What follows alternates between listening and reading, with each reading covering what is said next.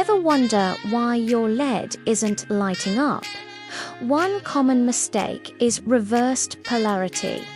Notice how this LED is placed backwards. Another culprit is loose connections.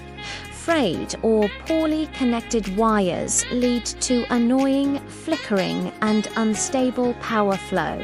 And never skip the resistor.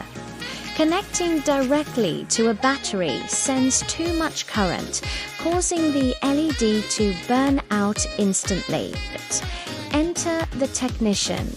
He calmly adds a resistor to limit current and ensures every connection is tight and secure.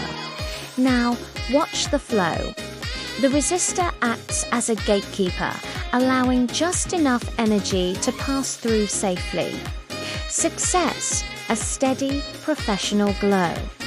Follow these simple steps and your DIY electronics projects will shine bright every time.